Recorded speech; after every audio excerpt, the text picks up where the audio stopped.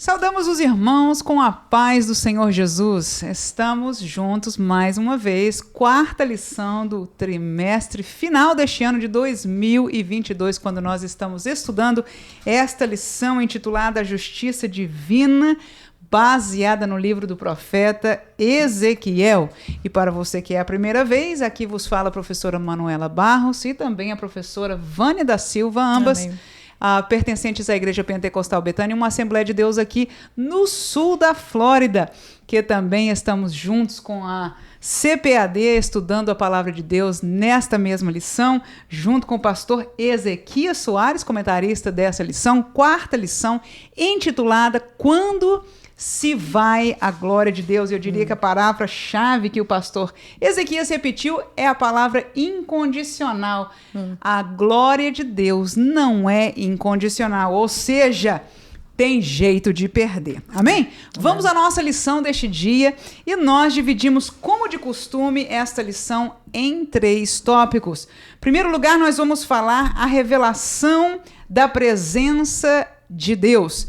Em segundo lugar, nós vamos falar da revelação da glória de Deus. E terceiro lugar, acerca da partida da glória de Deus. Muito bem, você pode perceber pelo título. No primeiro tópico, nós vamos falar sobre o que é presença. Se você, com certeza, já leu a revistinha, não é, da lição, há uma certa necessidade, talvez, de esclarecimento, e nós colocamos o nosso estudo desta maneira para facilitar ao professor que tenha mais conteúdo e seja colocado de uma maneira mais fácil para a apresentação na sua classe. Então, nós, no primeiro tópico, vamos falar da presença.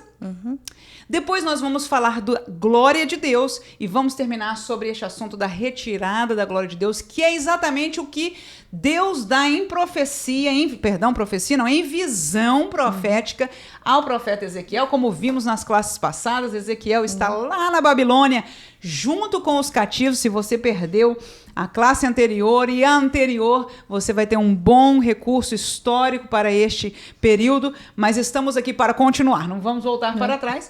Ezequiel está lá na Caldeia, Caldeia que fala, né, professora? Na Caldeia, Babilônia, junto ao rio Quebar, junto com aqueles que foram levados no cativeiro, a segunda leva, porque a terceira leva e final, que marca a levada do povo, da nação de Judá para o cativeiro da Babilônia, estava por acontecer, e Deus ali estava exatamente revelando a Ezequiel o que estava acontecendo naquele tempo lá com o povo de Judá, que pensava que a glória de Deus não se retiraria nunca, que pensava que o templo não seria destruído nunca, que pensava que Deus jamais deixaria o seu povo, mas hoje nós vamos estudar sobre essa realidade, porque Deus nunca os deixou enganado.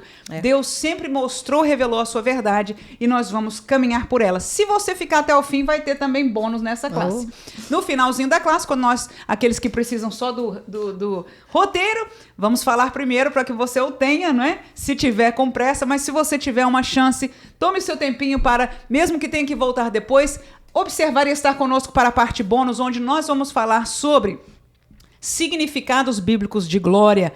Vários significados, isso vai ajudar demais em interpretação de alguns textos, algum dos versículos mesmo aqui, às vezes há uma diferenciação de interpretação, porque se discerne uma glória diferente de outra. E vamos terminar falando sobre os templos. Parte dessa lição, eu penso que o último terceiro tópico, o pastor Ezequias, ele menciona sobre isso, mas nós queremos dar uma luz um pouquinho mais profunda sobre esta realidade da presença de Deus, da glória de Deus em relação aos templos. Vamos à nossa classe? Tópico primeiro vai tratar da revelação da presença de Deus. E nós dividimos esse tópico em 3 subtópicos, como de costume. Primeiro, através da nuvem no deserto. Segundo, através do propiciatório.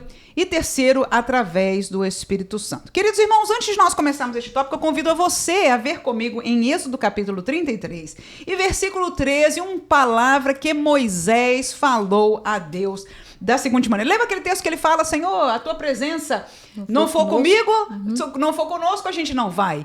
E Deus disse: irá a minha presença contigo para fazer descansar, né? Portanto, meus irmãos, vamos ler Êxodo capítulo 33 e versículo 16, neste contexto de conversa de Moisés com Deus. Diz assim, versículo 16: Como, pois, se saberá agora que eu tenho achado graça aos teus olhos, eu e o teu povo? Acaso não é por andares tu conosco e separados seremos, eu e o teu povo, de todo o povo que há sobre a face da terra. Veja, meus irmãos, que neste versículo, Moisés fala com Deus o seguinte: Deus, por acaso não é a tua presença no meio deste povo que nos faz um povo separado, um povo diferente das demais nações da terra? Porque eu estava pensando sobre este texto aqui. Os outros deuses não caminham com ninguém, eles são carregados porque não são deuses.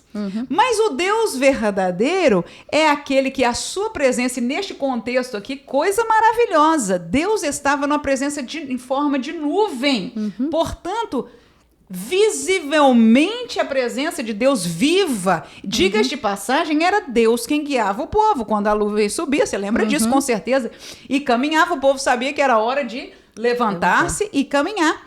E quando a nuvem parava, eles sabiam que montariam um acampamento ali, não sabiam até quando, porque a direção era do povo de Deus. O que eu quero começar? Nós vamos falar no primeiro tópico sobre a presença de Deus.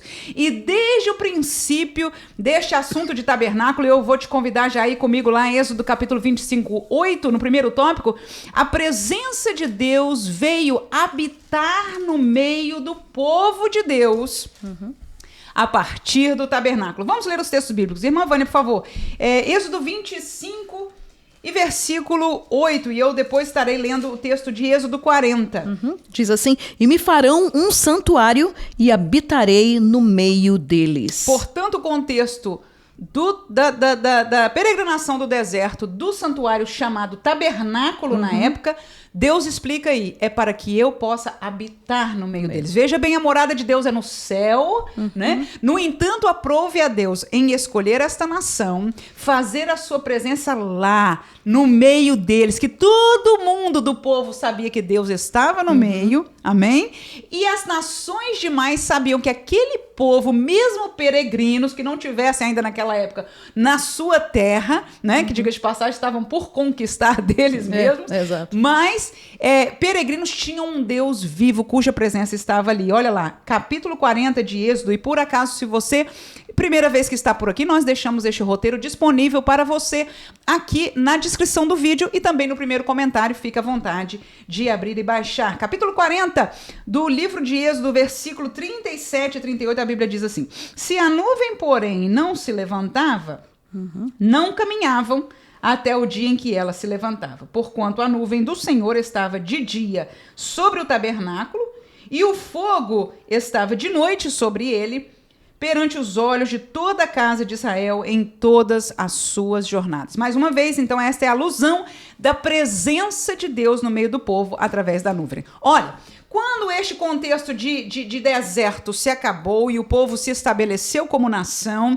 e os eram o primeiro Reino Unido, né? 3 reis desse contexto do Reino Unido, você vai se lembrar de que Deus mandou fazer um templo, né? Na verdade foi Davi que foi dar o templo, mas antes disso houve, no tempo do tabernáculo mesmo, a construção da arca. E eu vou pedir à professora Vânia que nos explique sobre a questão da presença de Deus em função da arca. É a arca? É o propiciatório? É Deus que vinha? Como é que funciona esse negócio, professora Vânia, por favor? Muito bem, Manuela. Exatamente. Nós vamos ver de que quando o povo de Deus saiu do Egito, nós vamos ver de que a presença de Deus foi que guiou o povo. Era aquela bússola, né? Então, nós vamos até mesmo ver quando eles estavam cruzando o Mar Vermelho, de que a presença de Deus, a nuvem, era de fogo para iluminar ao povo de Israel, mas era como densas trevas para os egípcios, para que eles não pudessem alcançá-los. E nós vamos ver de que durante todo este período, até o povo chegar no Monte Sinai, durante um local onde eles ficaram um período de 2 anos estacionados ali, foi onde houve a construção deste templo deste tabernáculo, né, provisório e móvel, não é? Então eles desmontavam, montavam e seguiam assim. Então nós vamos ver de que uma dessas, e depois mais tarde a gente vai falar um pouquinho sobre esse plano deste tabernáculo, mas agora só gostaríamos de falar de que havia, dentre muitos utensílios deste tabernáculo, havia o que era chamado da Arca do Concerto, de que era uma caixa de madeira coberta de ouro. Dentro dela havia 3 objetos que foram de testemunhos durante vários tipos de murmurações e coisas que Israel fez, e ali estavam para protestar contra o pecado deles, que foi as tábuas da lei, que foi a vara de Arão que floresceu e um pote de ouro com maná.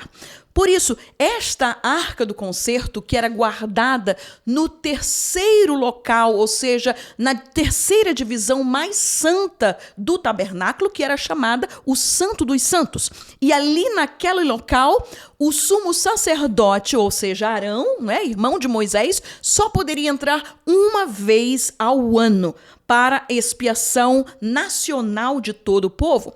Entretanto, aquela arca que ficava ali, não é, que era, como eu disse, essa arca de madeira, tinha uns varais para poder serem levadas nos ombros dos levitas. Entretanto, sobre ela havia o que nós chamamos de propiciatório, ou seja, era uma tampa que tampava o que estava dentro, guardando o que estava dentro daquela arca, e havia sobre este propiciatório 2 querubins, que tinham suas asas, né, cobrindo aquele propiciatório e olhando um para o outro. Então nós vamos ver de que aquela arca era, se nós pudéssemos colocar assim, era um objeto mais santo daquele tabernáculo, porque ela era identificada como a própria presença de Deus. E nós vamos ver em várias circunstâncias de Israel, quando o povo até ia para suas batalhas, quando a arca era levada, olha, era uma felicidade completa, porque para eles, para aqueles soldados, não é, normais que não estavam acostumados a ver a arca do concerto, aquilo ali era a presença de Deus no meio do seu povo. Nós vamos ver quando Josué entra em Jericó, eles rodearam a cidade de Jericó com a arca na sua mão. Quando atravessaram o Jordão, a arca de Deus foi e atravessou com eles. Então, a arca do concerto, Manuela, era aquele objeto sagrado de que mesmo as pessoas, não poderiam tocar. Nós vamos ver isso depois, no tempo de Davi, quando ele tentou levar a arca da casa, de, não me lembro mais, Obed-Edom, isso, foi levar para o local, para um templo temporário antes da construção do templo, Então, nós vamos ver de que o boi lá, a carruagem vacilou, o homem tentou, usar o nome dele, tentou tocar e o homem foi fulminado naquele momento, por causa da presença poderosa de Deus. Então, para o povo de Israel, quando a arca do concerto estava ali dentro daquele tabernáculo, havia sempre aquela nuvem que estava estacionada, ou de dia ou de noite, mostrando ao povo de que a presença do Senhor estava no meio deles, não é? Então, como você disse, quando ela se levantava, então o povo sabia. Os toques das trombetas eram dados, as pessoas sabiam. E você sabe, não era somente apenas estar no meio do povo, mas, ou seja, mesmo no acampamento de Israel, a arca do concerto, ou seja, o tabernáculo, ela ficava no meio de todo o arraial de Israel. Então, estava ali todas as tribos rodeadas e estacionadas ao redor daquele local de culto, daquele local de presença de Deus, daquele local de perdão, que então, Deus estabeleceu. Então, o propiciatório era a tampa. Exatamente. Eu digo isso porque nós vamos ver este versículo aqui e a gente vai ver que Ezequiel, o profeta, menciona a questão do propiciatório na visão que ele teve, Então, mas eu quero ler com você Êxodo capítulo 25, nós propusemos aí para este tópico, do versículo 20 ao 22, diz: os querubins estenderão as suas asas por cima, que é o que a irmã Vânia estava explicando dessa tampa que você vai poder estar vendo agora aqui. Cobrindo com as suas asas o propiciatório, as faces deles, uma de frente da outra. As faces dos querubins estarão voltadas para o propiciatório. Porás o propiciatório em cima da arca, depois que houver exposto na arca o testemunho que eu te darei. Veja o versículo 22. E ali virei a ti e falarei contigo de cima do propiciatório, do meio dos 2 querubins que estão sobre a arca do testemunho, tudo o que eu te ordenar para os filhos de Israel. Portanto, o propiciatório, segundo eu entendo aqui, irmã Vânia, e você pode me corrigir se eu estiver errada, Era o lugar de encontro. Enquanto a presença de Deus em verdade estava na nuvem, e ela inclusive baixava, eu me lembro do evento de Moisés, quando o povo pecou e etc, e Moisés saiu com a tenda para fora, e a nuvem baixou e falou, né, com Moisés ali fora. Então a mesma realidade, a gente vê a presença de Deus como primeiro tópico na nuvem. E a questão do propiciatório, não era que Deus estava ali, mas aquele era o lugar de encontro. Agora, Deus tinha separado, digo de lugar de encontro, baseado nesse versículo que nós acabamos de ler, ok? Mas Deus tinha separado o propiciatório, como você bem explicou, para ser uma simbologia. Portanto, o nosso Deus não é como os outros deuses que fazem imagem de si mesmo. Não existe uma imagem de Deus. O propiciatório não era uma imagem de Deus. Era um simbolismo como outros que existem. E diga de passagem, Deus no céu está no meio dos querubins, né? Quem lê Apocalipse sabe que os querubins estão ali para louvando, guardando, né, o trono de Deus. Então, era uma simbolização de que a presença do Senhor, quando descia para falar, para revelar, para aceitar o sacrifício, era acontecido exatamente ali no propiciatório. E aí, Manuela, é importante a gente saber notar também de que este propiciatório, ou esta tampa que ficava sobre aquela arca, ela havia 4 pontas. E no dia anual da expiação, que nós chamamos de Yom Kippur, era quando o sumo sacerdote ele entrava dentro daquele santuário e ele vinha com o sangue que era oferecido no altar e trazia até ali e ele espargia aquele sangue não somente no chão daquele lugar, mas ele derramava nas 4 pontas. Uma linda tipologia do sacrifício de Jesus, mas este propiciatório, ou seja,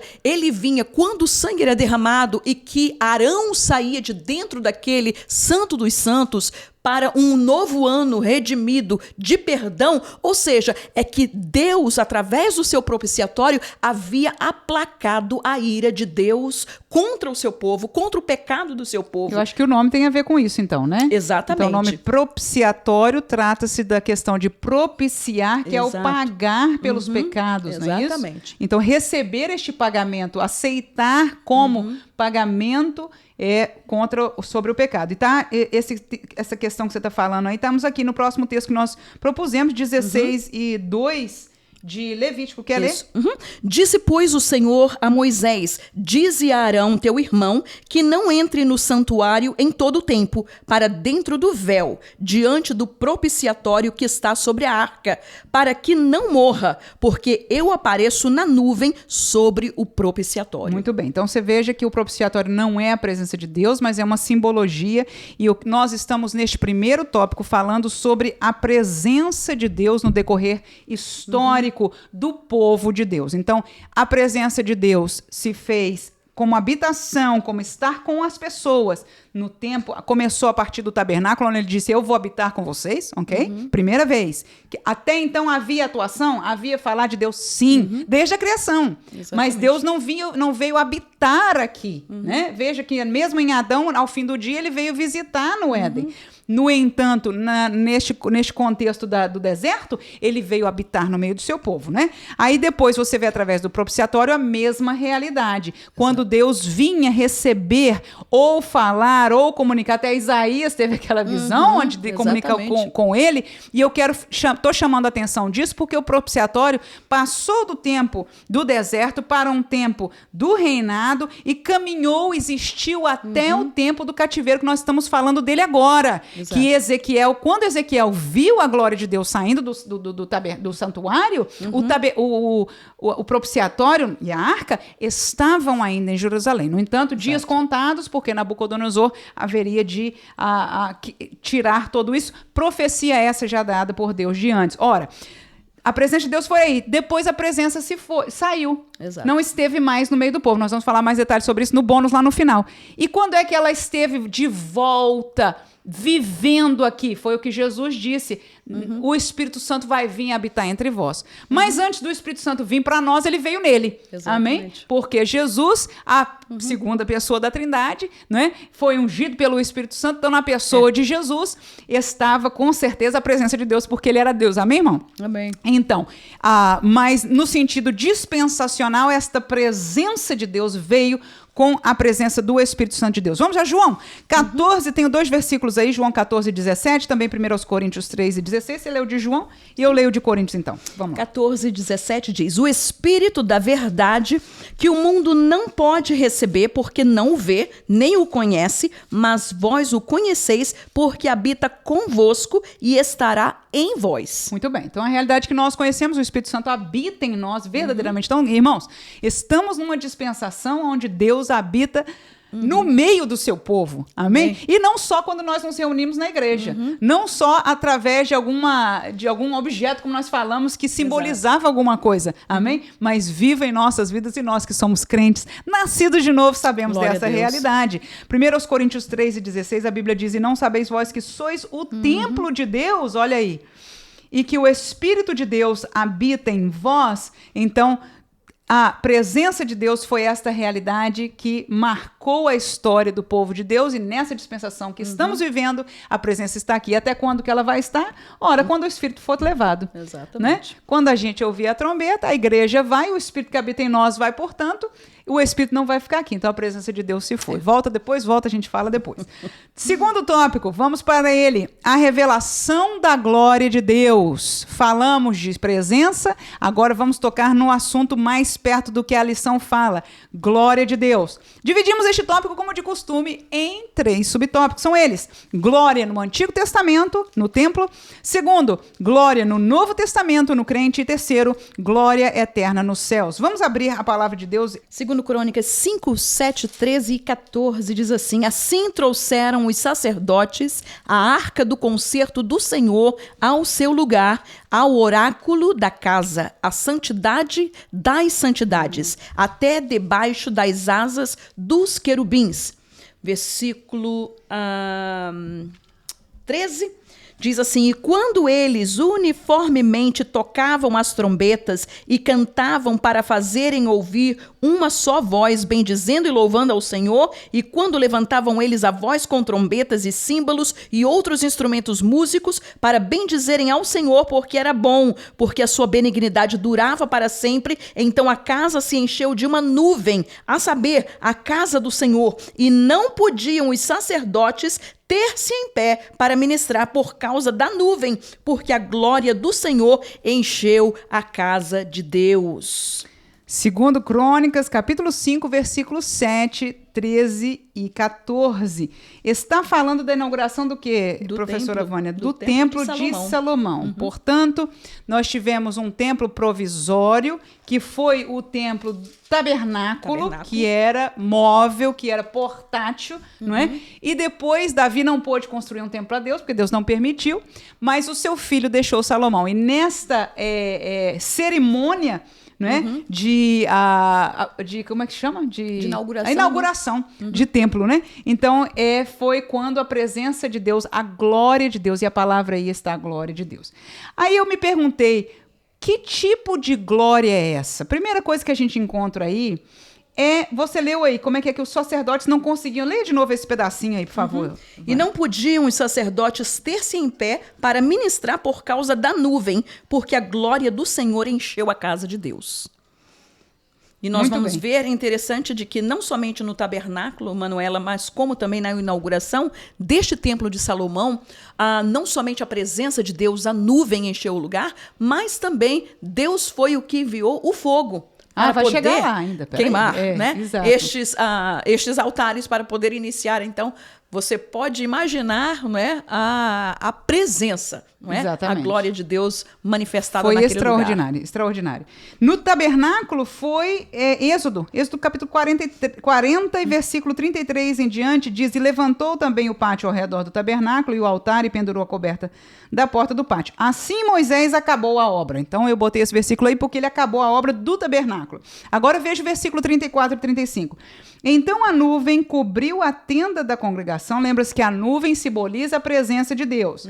Aí ele diz assim, olha, e a glória do Senhor encheu o tabernáculo. Mesmo tipo de palavra que nós escutamos aí, que na profecia de Ezequiel também fala de encher a casa, ou seja, é uma presença extraordinária. Quando nós referimos, portanto, desta glória do Senhor, se você ficar para o bônus, nós vamos falar sobre algumas diferentes interpretações de glória, mas neste caso aqui você vê claramente que a presença de Deus estava lá. Não há manifestação presta atenção, não há manifestação da glória de Deus sem a presença de Deus. A presença de Deus está e a glória, ela torna-se, portanto, uma manifestação extraordinária da glória de Deus que aconteceu não só essas duas vezes, mas essas são as principais ligadas a uma presença, a um pacto, a um concerto, a algo de Deus, né, naquele começo que estava fazendo. Veja aí, por favor, no versículo 34, dizia: a nuvem cobriu a tenda, a glória do Senhor encheu o tabernáculo. Vamos para o 35, onde a gente termina. De maneira que Moisés não podia entrar na tenda da congregação, porquanto a nuvem ficava sobre ela e a glória do Senhor enchia o tabernáculo. Portanto, era tão espessa, era tão palpável praticamente a glória do Senhor, de que impedia as pessoas de caminharem. Neste caso, Moisés não podia entrar. Você vai ver no texto que Ezequiel vê que a glória de Deus, não é isso? A gente falou o título disso mesmo, né? Quando se vai a glória de Deus. Saiu do santuário. Ora, foi a presença de Deus que saiu, ainda que seja usada essa palavra, você vai ver, por isso que eu falei, a gente vai deixar lá no final para você. Muitas vezes a palavra glória na Bíblia está se referindo à presença de Deus. E o pastor Ezequiel disse essa mesma realidade, não é incondicional. Quando Deus vem, a gente conhece essa realidade como crente. A graça veio, mesmo nesse novo concerto, né, da graça, que é tão mais liberal, num certo sentido, tanta mais liberdade, tantos mais benefícios, se eu pudesse dizer, e que nós gozamos na presença do Senhor, mas não é inesgotável a graça de Deus. Pensa até que tem um versículo, né? Não usais em vão, não tenhais em vão a graça de Deus, porque ela é esgotável. Ou seja, nós podemos sim viver em pecado de tal maneira a esgotar essa graça. O filho pródigo poderia não ter voltado à graça de Deus, mas deixado por sempre a graça de Deus. Portanto, no contexto de Ezequiel, e é muito válido você explicar isso para os seus alunos, de que a glória do Senhor aí significa a presença do Senhor, fazendo a diferenciação desta outra colocação da glória de Deus, sendo uma manifestação especial, extraordinária, marcando, não é, um encontro, um evento, ou uma atividade com o povo de Deus. Então, neste caso aí, você vai ver a presença de Deus. Vamos falar, já lemos os versículos desse, né? Exato. Falamos sobre o Antigo Testamento. Portanto, a glória de Deus no Antigo Testamento, ela esteve relacionada com o templo. Exato. Era onde estava. Por quê? Porque seja no templo portátil, né? Estava através da nuvem, a presença de Deus. Lembra, nós falamos no primeiro tópico? Como no sentido do propiciatório, do templo do Senhor em Jerusalém, estava a presença de Deus e a glória de Deus, portanto, manifestada. A glória de Deus, portanto, está sempre vinculada ao quê? Ao templo. O templo é o quê? É a morada do Senhor. Vamos para o Novo Testamento? Amém. Novo Testamento, onde é que o Senhor mora? No crente. No crente. Nas nossas vidas.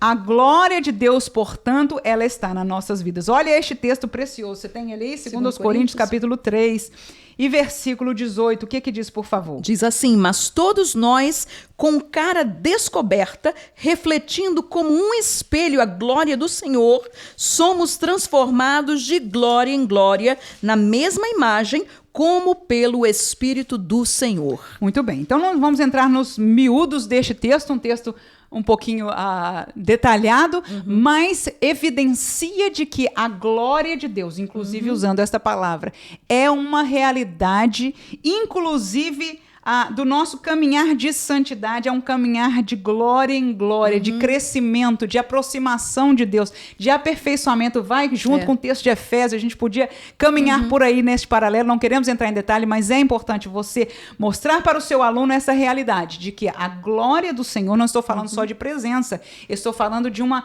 realidade especial. Aliás, aqui em verdade, tem mais a ver com presença, não é? Pode haver uma manifestação especial, como através dos dons e etc. Então, há porta aberta. Porque quando há presença, estou fazendo a ligação aqui agora, né? Quando há presença, a porta aberta para uma glória, uma manifestação extraordinária. E ela habita no crente. Veja no capítulo 1 de João, versículo 14, texto conhecido nosso, que diz assim: e o verbo se fez carne, porque o pastor Ezequiel mencionou o caso de Jesus. E este texto: e o verbo se fez carne, o verbo é Jesus, e habitou entre nós, e vimos a sua glória. Como a glória do unigênito do Pai, cheio de graça e de verdade. O que é a glória de Deus que se viu? Olha lá, eu fiz um paralelo deste texto com Lucas. Você tem ele aí? Lucas 4. Vamos tentar encaixar esses dois textos aí. Porque esta glória de Jesus, nós vimos a sua glória. A gente não viu, com exceção daqueles 3 discípulos que viram Jesus transfigurados, que aí eu diria seria uma aparição gloriosa, né? Então, os demais viam Jesus como homem. Então, que glória foi essa? A glória era a presença, era a graça, era o ministério. Enfim, a presença de Deus agora estava voltando a habitar no meio de seu povo através da pessoa de Jesus. Exatamente, mesmo porque, Manuela, a gente tem que entender de que antes da vinda de Jesus, houveram 400 anos de silêncio, onde não houveram profecias, não houveram, né, nenhum para dizer... Haviam justos, claro, né? Simeão, Ana, a gente vê no templo, mas uma voz que dizia, olha, assim diz o Senhor, não, Deus se calou. E quando Jesus ele vem quebrando, né? Ou seja, começando com João Batista, não é? Lá no deserto, preparando este caminho para esta glória ser revelada ao homem. Mas Lucas 4:18 diz: o Espírito do Senhor é sobre mim, pois que me ungiu para evangelizar os pobres, enviou-me a curar os quebrantados do coração e a pregoar-lhe liberdade aos cativos, dar vista aos cegos, pôr em liberdade os oprimidos, anunciar o ano aceitável do Senhor. Portanto, Jesus foi ungido, ele foi, o Espírito Santo habitava nele, ok? Ele foi usado pelo Espírito Santo. Olha só, Jesus era homem e o Espírito Santo obrava por ele. Vamos entender isso, por favor. Você vai dizer, mas ele era Deus também. Jesus é Deus. Jesus é a segunda pessoa da Trindade. Não há explicação, não precisa entrar em muita teologia sobre a questão de Jesus ser Deus. Jesus é Deus. Por que Jesus é Deus? Porque Jesus estava no céu e porque Jesus é parte da Trindade. Porque Deus é um Deus triuno, é Pai, é Filho e Espírito Santo. Ele estava no céu, agora ele se fez carne e habitou entre nós. Jesus é Deus porque ele é Deus. Amém? Mas ele estava aqui não como Deus. Ele estava aqui, ele habitou entre nós na carne. Portanto, a manifestação da glória de Deus, presta atenção que isso é importante, veio pela manifestação do Espírito Santo nele. E você encontra aí Jesus no começo do seu ministério, depois da aprovação, abrindo a Bíblia passada, né, o Torá, o Antigo Testamento, os livros dos profetas, perdão, o profeta, e lendo esta passagem de Isaías, dizendo, chegou, essa profecia se cumpriu hoje, né? Que o Espírito de Deus, olha aí, está sobre mim e me ungiu. Portanto, a glória que Jesus trouxe manifestada foi exatamente esta graça, esta unção, esta revelação de Deus, o mistério que estava oculto, amém? Né? A igreja estava para ser formada ali na pessoa de Jesus. Eu não quero dificultar muito, mas que fique claro que glória tem a ver com presença, não só no crente, está presente em nós, a presença veio através de Jesus habitar conosco, através da pessoa de Jesus, e quando nós vimos a sua glória, como a glória do único Filho do Pai, cheio, olha aí a palavra já dizendo, cheio de graça e de verdade. Então essa não é uma glória extraordinária, resplandecente. Vai haver. Jesus vai voltar, que eu vou falar até no próximo tópico, em glória. Exato. E quando ele voltar em glória, não é a mesma glória desse João 1,14. Veja aí como é importante a gente saber os tantos de glória que tem né? na Bíblia Sagrada. Porque já terminamos esse segundo tópico, vamos a ele. Então, vamos ao terceiro tópico. Vamos falar da glória eterna? Ah, glória eterna. Da glória exato. eterna. Salmo 29, você pegou de Salmo, eu vou para 1 Coríntios, então.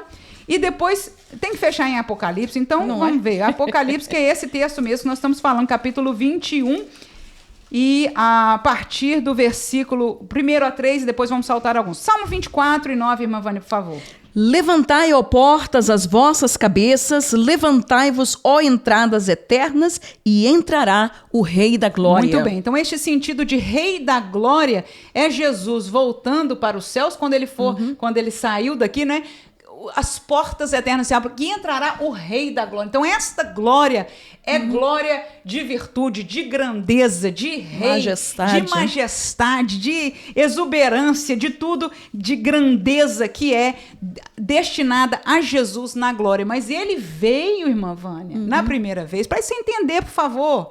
Né? Porque às vezes a gente lê esse de João e fala da glória. Que glória é essa? Se o profeta Isaías, quando foi profetizar de Jesus, é 43? 53, né? Que diz como é que é? De homens de dores, não tinha formosura, quem olhava para ele não dava nada. Porque que glória era essa de João 1,14? É a glória da verdade, é a glória da graça, é a glória da presença de Deus por fim, voltando a estar no nosso meio, como disse bem a professora, depois de 40 anos, inclusive, de silêncio de Deus. Vamos ler esse texto de 1 Coríntios, capítulo 15, versículo 43, a palavra diz o seguinte: semeia-se em ignomínia, ressuscitará em glória. Semeia-se em fraqueza, ressuscitará com vigor. Portanto, aquele que se ressuscita, que vai ser ressuscitado, não só Jesus foi a primícia, mas nós também teremos um corpo glorioso. Este corpo será ressuscitado em glória. Essa é uma glória eterna. Não é a mesma glória de Jesus, mas é uma... Veja que aí que é outra. Eu penso que eu botei 6 glórias aqui e, honestamente, irmãos, podia ser pelo menos 3 mais, se a gente entrasse nesses detalhes aí. Mas muito importante, se você tiver oportunidade, fique para este final. Mas vamos terminar este tópico com Apocalipse, capítulo 21. Irmã Vânia, se você tem o primeiro a 3, por favor. E vi um novo céu e uma nova terra, porque já o primeiro céu e a primeira terra passaram, e o mar já não existe. E eu, João, vi a santa cidade, a nova Jerusalém, que de Deus descia do céu, adereçada como uma esposa ataviada para o seu marido. E ouvi uma grande voz do céu que dizia: eis aqui o tabernáculo de Deus com os homens, pois com eles habitará, e eles serão o seu povo, e o mesmo Deus estará com eles e será o seu Deus. Eu vou ler ainda 2 versículos, mas olha que beleza aí. A glória de Deus está onde a presença está. E neste texto que você leu aqui, olha aí. Este agora, novo céu e novas terras, vai ser o novo tabernáculo de Deus com os homens, pois com eles habitará. Então, esta é a realidade, e nós terminamos com o versículo 22 e 23, e nela não vi templo, porque o seu templo é o Senhor, Deus Todo-Poderoso, e o Cordeiro. E a cidade não necessita de sol, né? Nem de lua, porque para que resplandeçam, porque a glória de Deus a tem alumiado e o Cordeiro é a sua lâmpada. Portanto, a glória de Deus aqui é o resplendor eterno. Esta, portanto, é a glória eterna, né? Que nós estamos falando. Então, a glória do Antigo Testamento ligada ao templo, a glória do Novo Testamento ligada ao templo, que é o crente, e a glória eterna ligada ao templo, que no céu não tem templo. É a presença própria de Deus. Amém, irmãos? Então falamos da presença, falamos de glória. E agora? Disse Ezequiel, viu do Senhor que a glória se foi. Vamos estudar esse terceiro tópico, a partida da glória de Deus, em 3 subtópicos. São eles: por causa da idolatria, por causa da impureza e por causa da autojustificação. Segundo o livro das Crônicas, capítulo 7, de volta aquele texto da inauguração do templo de Salomão. Por que a glória de Deus se vai? Porque falta santidade. Eu botei como palavra-chave deste texto a questão da santidade. E às vezes a gente, quando fala como crente, eu vou fazer uma palavra curta aqui, mas eu pensei nisso recentemente, porque quando a gente evangeliza algumas pessoas e fala de Jesus, da necessidade de aceitar Jesus, às vezes a primeira defesa dele é: eu não faço isso, eu não faço aquilo, eu nunca matei ninguém. Quem não fuma e não bebe diz que nunca matou ninguém. Quem fuma e bebe diz que nunca matou ninguém. Quem não fuma e não bebe diz: eu não fumo, eu não bebo. Como se isso fosse a totalidade das coisas. Eu estou falando isso num tom de brincadeira, mas para mostrar que a nossa realidade humana é de defesa em relação a isso. Se desculpar, né? Se desculpar. E a gente, como crente, muitas vezes, quando nós falamos de santidade, a gente tem uma reação semelhante. É tipo assim: eu não estou adulterando, eu não tenho ídolo na minha casa. E você não tem um altar, mas você tem alguma coisa que tem sido um ídolo na sua vida. Você carrega alguma coisa que é impura. E a gente vai falar através destes versículos. Amém, irmãos? Amém. Então, quando você... E o terceiro tópico, subtópico aí, foi presente do pastor Ezequias para mim na conclusão da lição. Quando ele colocou muito bem a realidade da autojustificação. Então, todas essas 3 realidades fazem com que a glória de Deus se aparte. Bem interessante, fazendo um paralelo, a visão de Ezequiel. Claro que ali já estava estabelecido que a glória de Deus sairia. O assunto com o povo já tinha se fechado, mas era interessante que a glória de Deus, ou a presença de Deus ali, ela primeiro sobe, depois ela se move para a porta e por fim ela sai, né, para a banda, a parte do monte, para a banda de fora da cidade, mostrando a saída. E eu faço um paralelo nesse momento com esta realidade para conosco. Deus não tem prazer nenhum de deixar o seu povo. Enquanto nós dizemos, como o pastor disse bem aqui, que não é incondicional, ou seja, pode-se perder a presença de Deus a nível pessoal, a nível de congregação, por que não dizer assim? Claro que a questão é mais delicada, porque o assunto de Deus nessa dispensação é individual, tá? Exato. Então, eu não vou nem determinar aí. Mas, então, existe essa realidade de possibilidade de perder a glória de Deus, ok? Mas não é o desejo, nunca foi o desejo de Deus. Até o último momento, e a partida, apesar de que haja uma determinação, Deus já sabe todas as coisas, há um processo de saída. Ninguém cai, ninguém sai, ninguém cai da graça de Deus de um dia para o outro. Não. Até o processo de apostasia, que é o mais crítico, é aquele que é final, que não há volta para ele, que seria a saída para nunca mais voltar à presença de Deus na vida de uma pessoa.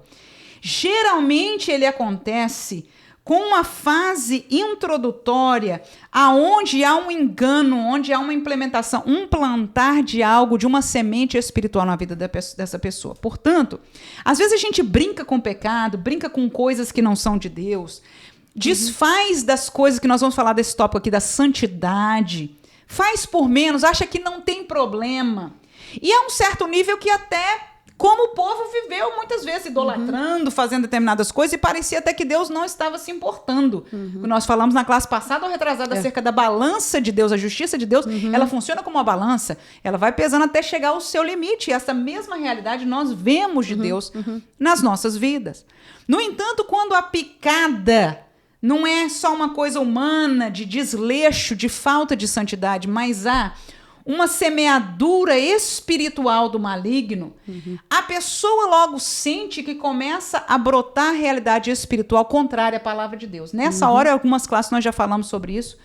Para sair daí é somente jejum, oração, porque é um processo de libertação, porque é uma erva daninha espiritual e que foi plantada e já está criando raiz em tempo, como é que chama? Em tempo, na mesma hora, e não para de criar, é como um organismo vivo, né? Então essa realidade espiritual começa a germinar e a crescer e a criar raízes. Esta raiz vai crescer até a pessoa virar, tornar-se um apóstolo, né? Você vê hoje uma pessoa, eu não sei se você já conheceu alguém, eu já conheci, pessoas que hoje apostatam da fé, que um dia foram crentes. Né? Então, diga-se de passagem que todos os apóstolos com certeza já foram... não existe apóstolo, não seria, não é? Né? Mas enfim, você vê, é uma realidade espiritual completamente diferente, fechada mesmo, né? E isso não aconteceu de um dia para o outro. E a gente vai entender, Manuela, quando você pode até dizer, mas meu Deus, como é que eu posso identificar um apóstata, né? Você vê exatamente porque inicia-se naquela pessoa atitudes rebeldes, a rebelião começa a surgir em pequenas coisas, vai difundindo-se, a pessoa começa a ser contrário a tudo aquilo que é de Deus, a tudo que é a palavra de Deus, tudo aquilo que é os princípios de Deus, a pessoa vai se rebelando contra isso. Ou seja, vai endurecendo a cerviz. Endurecendo a cerviz, até chegar àquele ponto que a Bíblia fala, o cântaro se quebra junto à fonte e não tem mais remédio, porque a pessoa... E a beleza de Deus é que sempre há... Né? Eu vejo sempre isso. Deus alerta, assim como ele fez no Antigo Testamento, é a realidade do Novo Testamento. Deus levanta a sua palavra, Deus revela de alguma outra maneira, mas a pessoa fecha e endurece o seu caminho. Então a irmã Vânia está falando do caminho da apostasia, exatamente por causa de quê? perdeu, não é só a perda da santidade, mas uma picada, se eu pudesse dizer, espiritual. Todas elas são perigosas, mas são aquilo que vai fazer a glória de Deus apartar-se de nós. Primeira coisa é a idolatria. Olha 2 Crônicas, capítulo 7, um texto um pouco longo, que Deus, a partir do capítulo anterior, Salomão faz uma oração comprida para Deus. E diz, Senhor, tem misericórdia. E toda vez que a gente, vamos fazer um resumo aqui, toda vez que a gente precisar do Senhor, mesmo que a gente vacilar, se alguém olhar para essa casa, vier para essa casa e pedir para o Senhor socorro, socorre a gente, por favor. Resumo bem simples, bem brasileiro dessa oração de Salomão. Ora, vou ler com você o texto a partir do versículo 12 do capítulo 7, quando diz, e o Senhor apareceu de noite a Salomão e disse-lhe, olha aí, Deus respondendo a oração de Salomão, ouvi a tua oração, e eu escolhi para mim este lugar, para a casa de sacrifício. Se eu cerrar os céus e não houver chuva e ordenar gafanhotos que consumam a terra ou enviar peste entre o meu povo, ou seja, se vocês se colocarem em problemas, tiverem, e geralmente esse tipo de problema é porque pecaram contra mim, faltou santidade, e eu acho que eu não fechei o assunto da santidade, né? Que santidade, portanto, não é só dizer não adultero, nunca matei ninguém para os crentes. Santidade é toda sorte de idolatria, toda sorte de impureza e autojustificação que nós vamos falar aqui, ok? Agora, voltando aqui a Salomão. Então, Deus diz, se vocês tiverem problema e eu fechar os céus por causa do seu pecado, aí você conhece esse texto, se o meu povo, que se chama pelo meu nome, se humilhar, olha, sempre um caminho. E orar, Deus está falando aqui em relação até aquela casa, se converter, e essa bem aplicada e a gente aplica, né? Para a nossa vida hoje.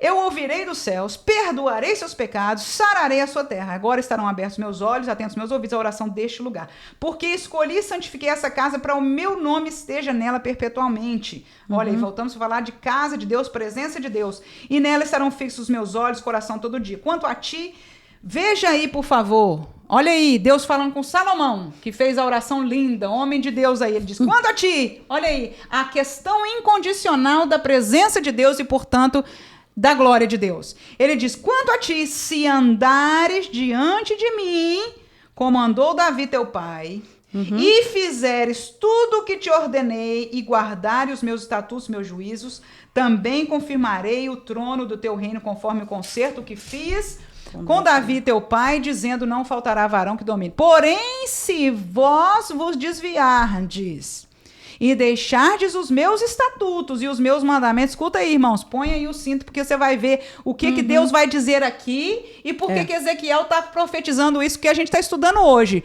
Por favor, olha lá. Proposto e fordes e servirdes a outros deuses, que é isso? Idolatria. E vos prostardes a eles, então os arrancarei da minha terra, que lhes dei. E lançarei da minha presença esta casa, que consagrei ao meu nome. E farei com que ela seja por provérbio e mote entre as gentes. Exatamente o que Ezequiel está vendo agora e profetizando, e vai acontecer neste contexto, nós falamos daqui a pouquinho, com Jeremias lá no meio do povo. E desta casa que fora tão exaltada, qualquer que passar por ela se espantará e dirá, por que fez o Senhor assim com esta terra e com esta casa?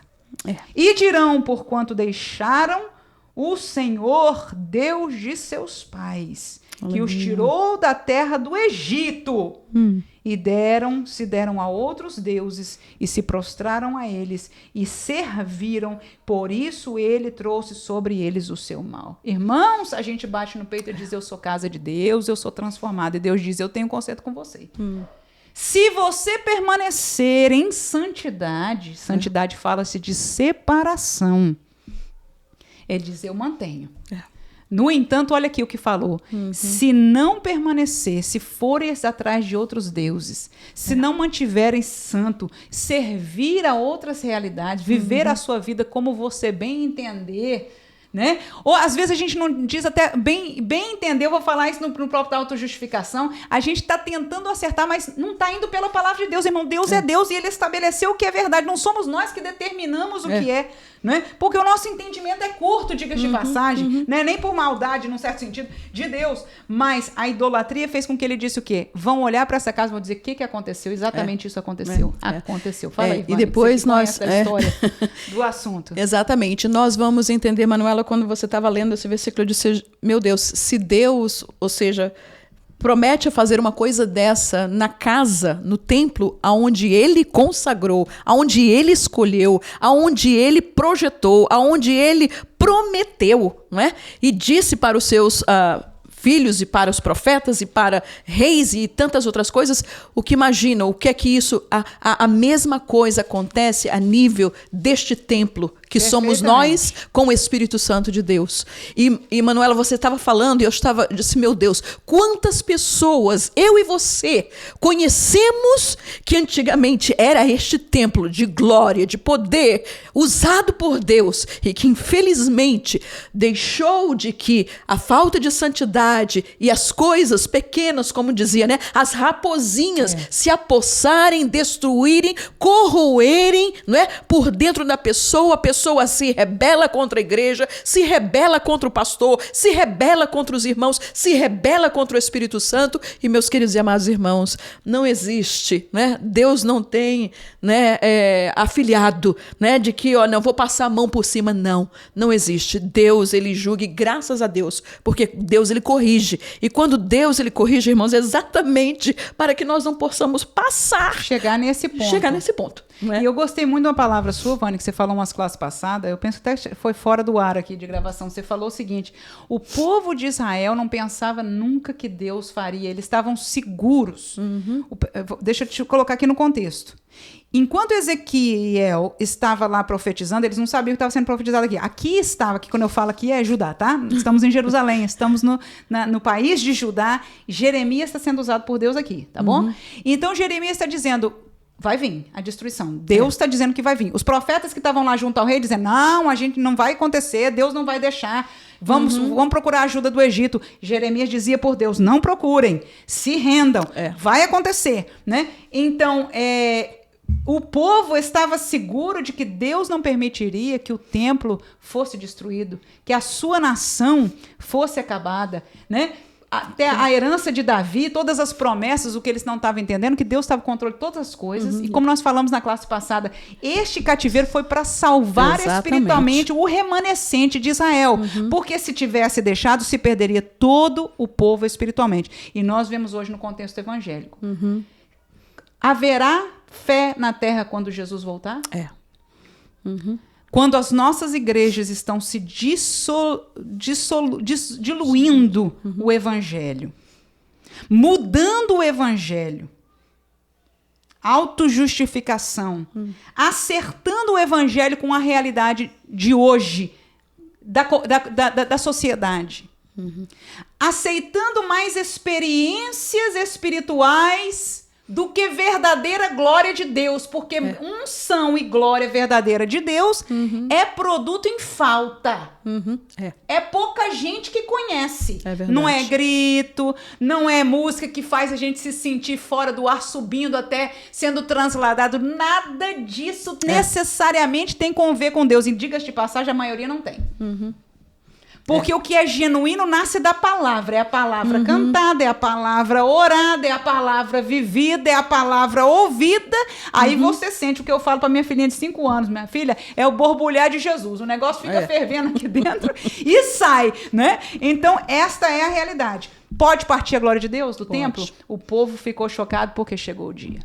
Chegou o dia de ir embora cativo, chegou o dia que o templo foi acabado, e essa palavra aqui de Deus a Salomão, que não imaginava nunca Salomão, né? Que aconteceria. Deus disse para ele ali, naquela revelação, ele disse, eu faço tudo que você está me pedindo, se vocês permanecerem fiéis. Porque diz o Senhor em Isaías 42:8, eu sou o Senhor. Deus é Deus, irmãos. Este é o meu nome, a minha glória, pois a outrem não darei, nem o meu louvor às imagens de esculturas. Amém. Nem a glória do Senhor se divide a pregador, a ministério, a cantor, a nada, ninguém, a professor, a ninguém. E muito menos o louvor de Deus a outros deuses. Portanto, a idolatria é a primeira realidade que faz com que a glória de Deus saia. Segunda coisa, impureza. Vamos a Salmo, Salmo 24, 3, Salmo 24, 3 e 4. Leia, eu vou para 1 João, capítulo 3, versículo 3, e nós terminamos com Ezequiel 44 e 23. O que diz a Salmo? Salmos 24, 3 e 4 diz assim: quem subirá ao monte do Senhor, ou quem estará no seu lugar santo? Aquele que é limpo de mãos e puro de coração, que não entrega sua alma à vaidade, nem jura enganosamente. Quem entrará à presença do Senhor? Onde estará? Com quem estará a presença do Senhor? Com quem Deus vai lidar no dia a dia? Com quem Deus estará junto? Porque naquela época era a questão do templo. Templo falando Davi. Mas agora é em nós somos o templo de Deus. Quem estará? Aquele que é limpo de mãos. Ou seja, o que a gente faz, o que a gente toca, onde a gente vai, o que a gente carrega na nossa mão, né? E aquele que é puro de coração. Muitas vezes nós estamos dizendo para Deus, eu sou santo porque eu não toco em nada errado. Mas o nosso coração está apartado. Vamos então a 1 João capítulo 3 e versículo 3. A Bíblia diz, e qualquer que nele tenha essa esperança, purifique-se a si mesmo. Agora, olha aí o que João compara. Como também ele é puro. Me diga aí, irmão. Pergunte ao seu aluno como é que Deus é puro. Qual é a pureza de Deus? Então, a palavra de Deus nos chama a viver uma vida purificada. E lembre-se, a presença de Deus se vai por causa da idolatria e se vai por causa da impureza. Você quer ler outro texto? Você está de Ezequiel 44? Leia esse aí, por favor. E a meu povo ensinarão a distinguir entre o santo e o profano, e o farão discernir entre o impuro e o puro. A gente vai estudar isso mais para frente, são os líderes, mas esse versículo eu usei para ele agora. Porque os bons líderes, o profeta está dizendo, Deus está dizendo, em verdade, né? Vão ensinar o povo a diferença entre o puro e o impuro, o profano, como é que é? O profano, o santo e o santo. O santo, que é o de Deus, que é o separado para Deus, e o que não é de Deus se chama profano. Mormente quando nós falamos em relação a coisas espirituais. Então, há cantores cristãos profanos. Porque o que não é puro espiritualmente, irmãos, escute, por favor. Quem tem ouvido para ouvir, ouça. Porque as coisas espirituais se discernem pelo Espírito. E nós temos visto nos dias de hoje muitas manifestações espirituais por músicas, por palavras, por ensinamentos doutrinários que são contrários à Escritura, e se são impuros, irmãos. São profanos. Exato. E os bons líderes vão ensinar a igreja, aleluia, a diferenciar um ao outro, porque nem todos têm, né? Às vezes sente pelo Espírito Santo que há algo errado, e diga-se de passagem, se você sentir, feche-se. É melhor não receber do que receber o impuro. Exato. Né?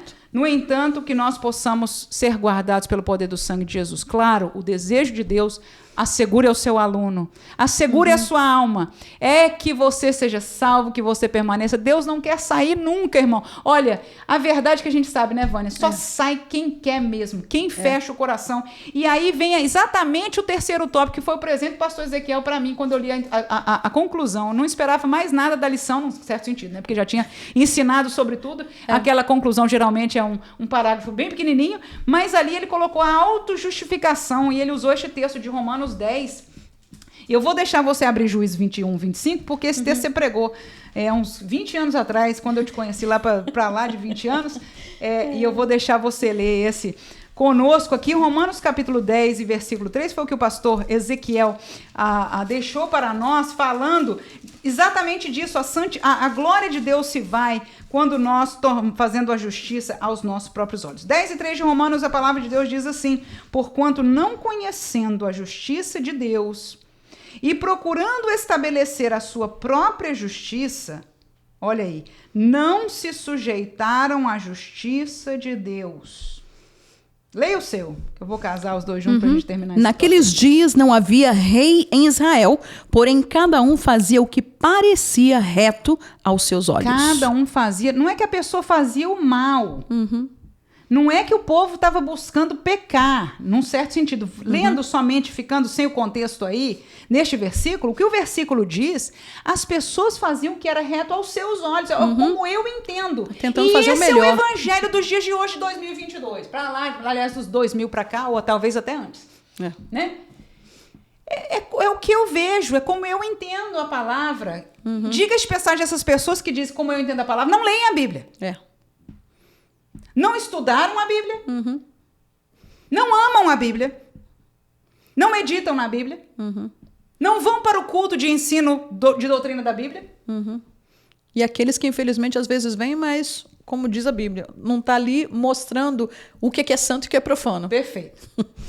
Buscam, como você leu aqui, fazer aquilo que é reto aos seus olhos. Então, esta pessoa que desconhece a palavra de Deus, ou que, num certo sentido, outros que têm uma agenda, e a maioria, vamos colocar com bons olhos aqui, desconhecem. E aí vem sobre nós. O seu pastor, com certeza, é a pessoa de cabeça que tem que estar guiando o rebanho. Mas você, professor de escola dominical, você tem parte nessa obra. Amém, irmãos? Amém. Porque a cada dia você vê cara a cara, e não com um grupo longe, o seu aluno, você acompanha a sua realidade. E você vê determinadas coisas onde você pode ser usado com Deus com sabedoria, com simplicidade, com humildade, mas falando a verdade e tirando o caminho da autojustificação. Porque nessa sociedade moderna, nós fazemos o que é reto e dizemos que temos que fazer o que é a nossos olhos, porque essa é a realidade do pós-modernismo.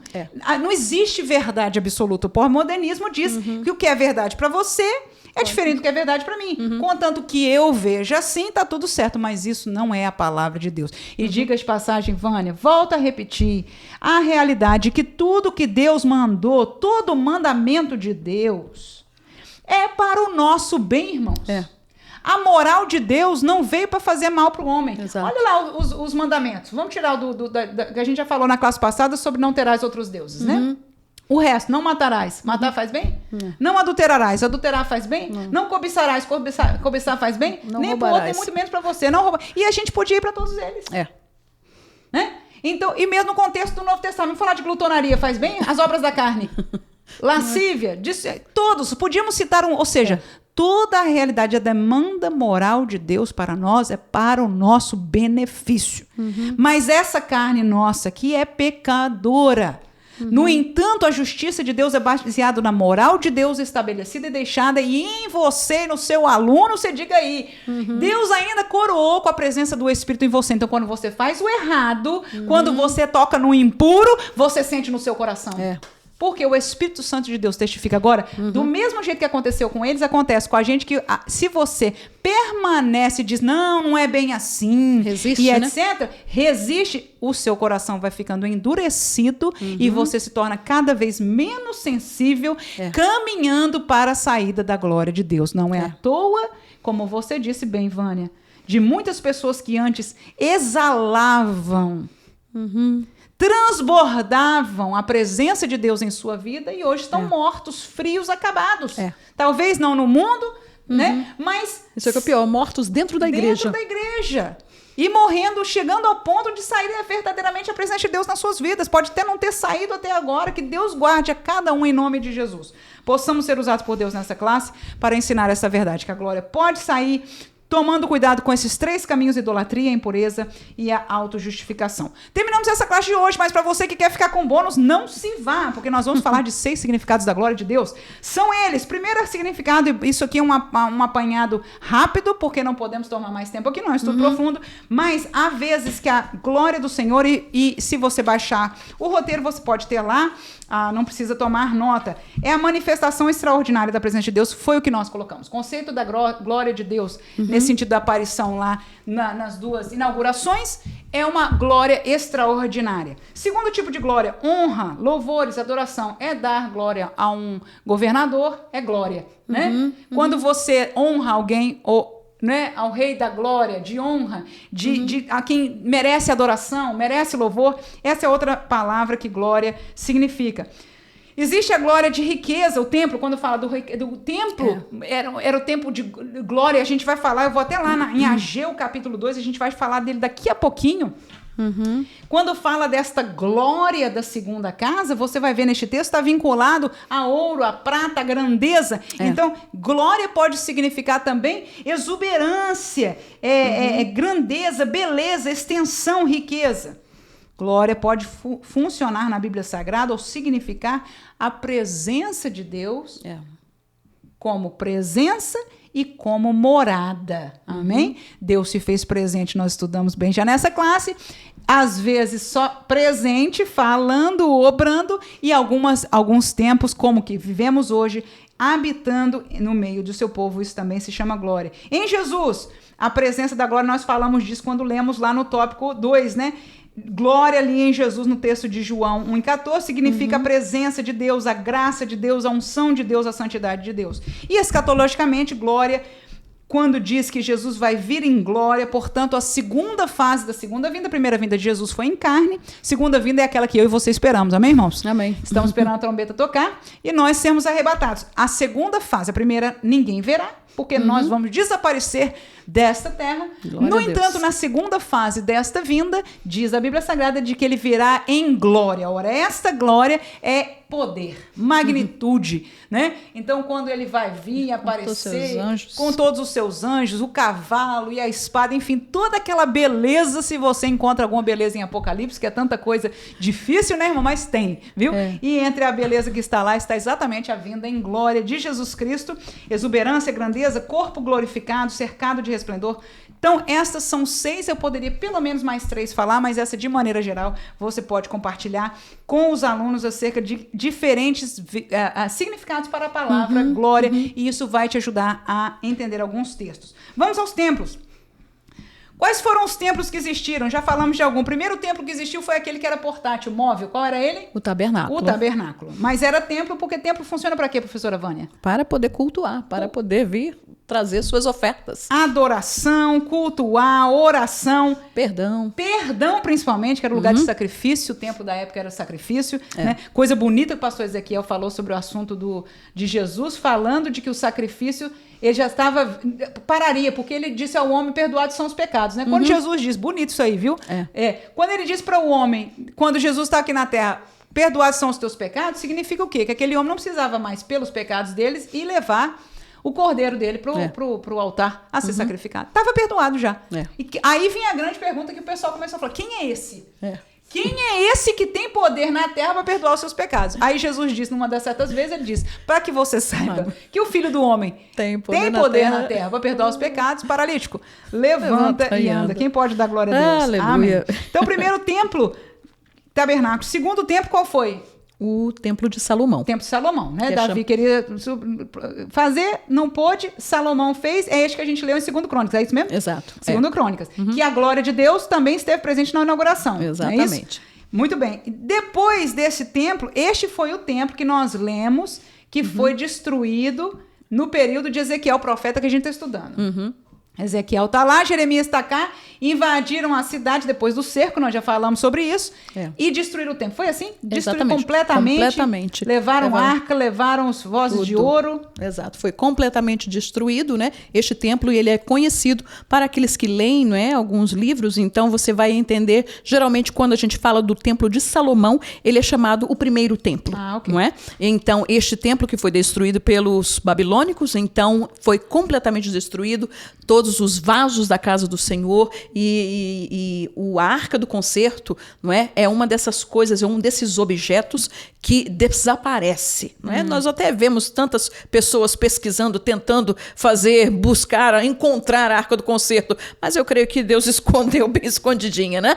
Mas então nós vamos ver de que ela desapareceu e desde então, não é? A arca do concerto mesmo no templo que foi construído depois da volta dos cativos, que é chamado segundo templo, ou templo de Zorobabel, não é? Este templo, ao ser construído, foi naquele mesmo formato, entretanto, o lugar santíssimo, né, estava vazio. Até esse mesmo templo de Herodes, que nós conhecemos, também estava completamente vazio. Porque a presença de Deus não estava aqui morando, habitando entre nós. Chegou com Jesus, amém? E quando Jesus partiu, o véu que separava o santo do santíssimo foi rasgado, significando de que nós agora, este novo concerto, estaríamos diretamente, sem o sacrifício antigo, estava feito já o sacrifício, entraríamos à presença de Deus. E muito interessante, Manuela, somente para quando a gente vê, não é, o plano, seja do tabernáculo, como do templo, não é, de Deus,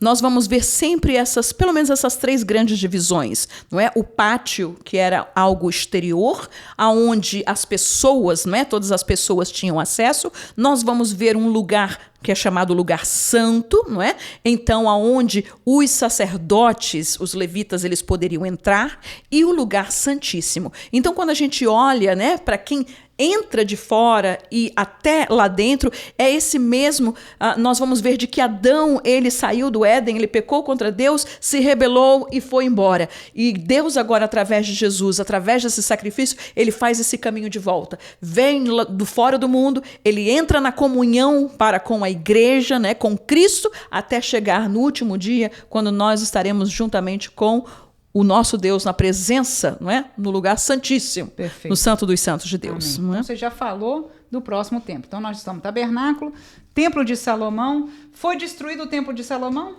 Foi o que foi destruído na época de... Né? Isso, está prestando atenção, é isso mesmo. Aí mesmo, da profecia de Ezequiel. E o templo de Salomão, ele mais ou menos, não é? Tinha as mesmas divisões, entretanto, numa dimensão maior. Não é? Nós vamos ver de que Salomão ele é um pouco exagerado, né? Então ele tinha as coisas muito maiores do que aquilo que o pequeno tabernáculo temporário que eles tiveram. E é claro, este templo foi completamente destruído, foi restaurado, que é aquilo que Ageu vai falar, né? Uhum. E então as pessoas ficam...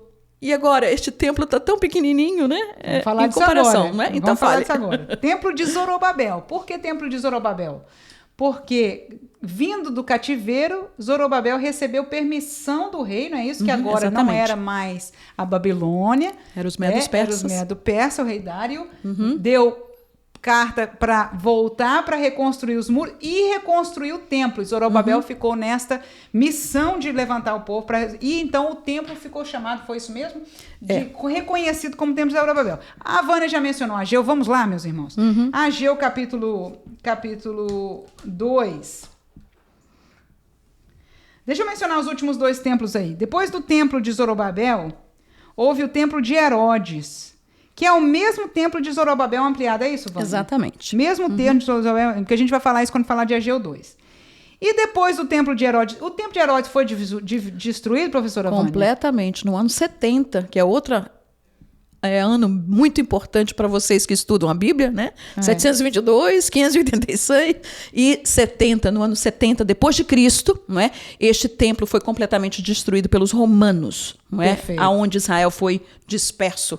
Qual é o próximo tempo depois de Herodes? É a vida do crente. É onde Jesus, é o crente, o Espírito Santo habita em nós, né? João 14, 23. E o próximo templo é o terceiro céu. É o céu dos céus, é o céu onde habita o Senhor. Nós já lemos Apocalipse capítulo 21. Ora, já falamos que entre a destruição do templo até Jesus, então a presença de Deus no sentido de habitação não havia uma manifestação de Deus, até os 400 anos anteriores à vinda do profeta João Batista e de Jesus, mas houve alguma manifestação, mas não a presença habitada de Deus entre nós. Mas em Ageu capítulo 2, fala da glória da segunda casa. Aliás, ele menciona, falando com Zorobabel, ele diz, olha, pois esforça-te, Zorobabel, estou lendo a partir do 4. Diz o Senhor, e esforça-te, Josué, filho de Josadaque, sumo sacerdote. E esforçai-vos todo o povo da terra, diz o Senhor, e trabalhai, porque eu sou convosco, diz o Senhor dos Exércitos. Segunda palavra. Eu vou ler o 3 ainda aqui, olha. Quem há entre vós que tendo ficado... Olha que interessante esse texto, né, Vânia? Viu esta casa na sua primeira glória. O que está se referindo isso? Ao templo de... Salomão. Primeira glória, que você falou, primeiro templo. Então, a primeira glória que Ageu está falando aí é o templo de Salomão, que diz a Vânia, ele era um pouquinho exagerado, né? Mas ele tinha nas mãos o desejo do pai dele também, né? Que queria fazer um templo extraordinário para o nosso Deus. Ele diz, quem há de entre vós que tendo ficado viu esta casa na primeira glória? E como a vedes agora? É o que você falou aí. Não é esta como nada aos vossos olhos comparada com aquela?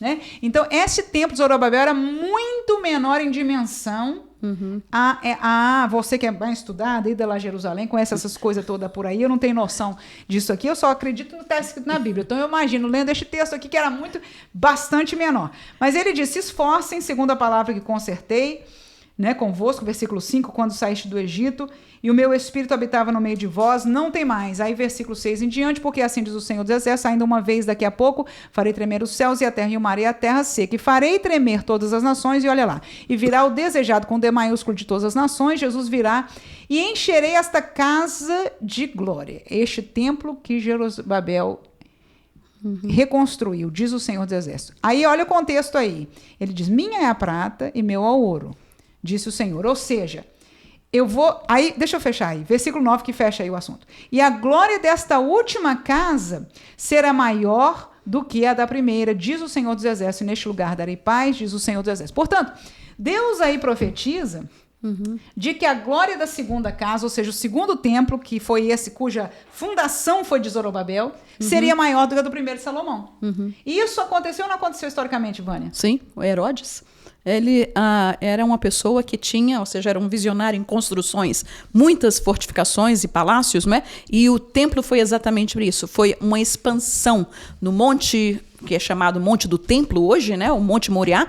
Ele fez uma expansão, fez uma plataforma e ele expandiu este templo de uma tremenda maneira, não é, que as pessoas ficavam vislumbradas, até mesmo os discípulos de Jesus, não é, um dia passeando, disseram, olha essas pedras, não é, porque a maneira como ele criou, a beleza e a glória e o ouro, tudo que havia neste templo de Salomão, não é, no templo de Herodes, digo eu, e então nós vamos ver de que havia muitos átrios, havia muitas portas, haviam pelo menos 27 portas todo este complexo do templo, não é? Muitas salas, muitos lugares, muitos átrios, né? Átrios de mulher. Deixar a professora Vânia aqui, ela vai detalhar, não é? Porque a mulher conhece do assunto. Graças a Deus, amém, irmão? É, mas muito grande, muito maior. Pois então a profecia de Deus mais uma vez se cumpre, de que a glória da segunda casa, então veja aqui, no contexto fica claro de Ageu, de que essa segunda casa se refere à casa cujo fundamento foi trazido por Zorobabel, e a glória que se refere aqui é uma glória de grandeza, de volume, de tamanho, de ouro, de prata, e o contexto está claro aí no versículo 8 e nos versículos anteriores. Aí você vai dizer, irmã, mas e aí? A gente deu ali em algum lugar ou por alguma pessoa que a interpretação é diferente. Por exemplo, na lição número 2, a gente encontrou, até mencionei sobre isso, sobre a vara que floresceu e reverdeceu a soberba lá de Nabucodonosor, aquela coisa toda, também uma interpretação diferente. Eu quero trazer as palavras do próprio pastor Ezequiel, que diz o seguinte aqui neste texto aqui, olha, isso é para você entender por que às vezes o que um professor fala, ou que está escrito em algum livro, não na Bíblia, por favor, mas, né, de interpretação pode haver alguma diferença. Vai dizer, irmã, e aí, como é que a gente faz? Eu vou ler para você as palavras dele mesmo, para explicar. E com isso a gente vai estar terminando essa classe aqui, ou essa parte extra da classe, né? Aqueles que ainda estão conosco. Há diversas interpretações, ele diz, é a segunda lição, tá? Tópico 3 e subtópico 1, e logo 5 linhas para baixo ele diz assim, há diversas interpretações que não cabem nesse comentário. Mas, dentre as 3 principais, a mais aceitável é a que considera O que o pastor Ezequiel está dizendo aqui? Essas palavras, o que significam? Quando ele leu uma palavra da profecia, uma palavra da Bíblia Sagrada e perguntou o que significa a ele mesmo, ele disse, há diversas interpretações. O que é isso?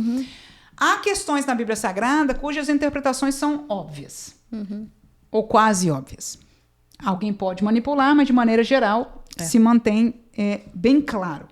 Outras, porque foram profetizadas e já se tornaram realidade, já ficou óbvia. Às vezes não era, mas por questão de já ter se cumprido, então já se esclareceu o assunto. A maioria delas vinculadas à pessoa de Jesus, ao plano de salvação, entra nesse contexto. Aquilo que não se entendia 100% a nível de Antigo Testamento, com a vinda de Jesus e a realidade do seu ministério, do plano de salvação, neste contexto, se esclareceram as coisas. No entanto, algumas escatológicas em natureza, ou outras profecias que historicamente há alguma diferenciação, e aí o pastor, como é uma pessoa estudiosa, uma pessoa da área de teologia e etc., de estudo acadêmico, então observa algumas interpretações, busca comentários, busca estudiosos no assunto, às vezes linguísticos e históricos e etc, etc, e encontra algumas interpretações. Isso é que aconteceu com ele. Entre as interpretações que ele viu, ele disse: a que me agradou mais, ou a mais cabível. Às vezes a pessoa diz a interpretação da maioria,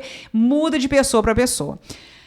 O que eu quero dizer com isso? Essa é a realidade das vezes a gente encontrar algumas interpretações.